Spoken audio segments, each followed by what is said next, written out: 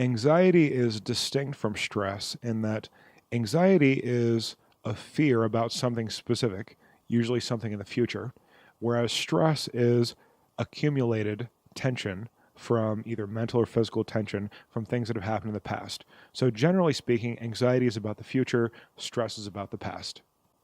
The problem is, fear is usually only useful for sort of emergency physical things that you have to do. For example, if you suddenly have to hit the brake when you're driving, or if you're running away from an angry bear. Those are things that fear is useful for because it creates that adrenaline fight or flight response. Generally speaking, in a normal course of events, fear is not that useful whenever you're giving a report or whenever you're having a conversation. Fear is not the most useful state to be in.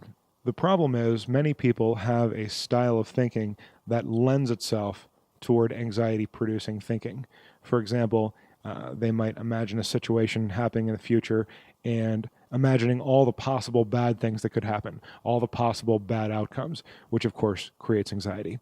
Or maybe they imagine trying it and failing, which of course creates anxiety.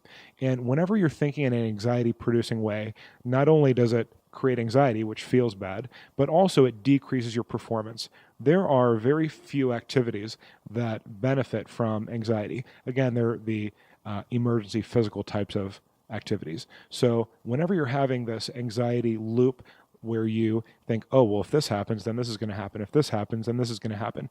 And you find yourself cycling or looping over that same thought, it's producing a lot of anxiety. It's not useful for whatever you're trying to accomplish.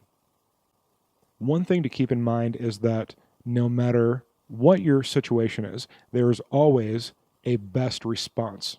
Now, you may be able to solve the problem immediately, or maybe that's not possible, but you can still take whatever the best response is. Maybe you can prepare to do the solution as soon as you can, or maybe you can sort of guard yourself from whatever the effects are. The bottom line is, it's never hopeless. No matter what the situation is, there is always a best solution. And thinking in an anxiety-producing way does not lend itself toward coming up with that solution. One of the great uses of hypnosis is that it can, during those times of stress or anxiety, it can clear your mind, calm your mind. It can give you an automatic response to stop, think about what's going on, let your rational mind take over, not panic, and start coming up with ways to respond best to the problem using solution-oriented thinking as opposed to anxiety-producing thinking. Hypnosis can make it so that those types of thoughts are automatic. Those cognitive patterns happen automatically so that anytime that happens, it just kicks right in. And that's one of the key things that is great about hypnosis.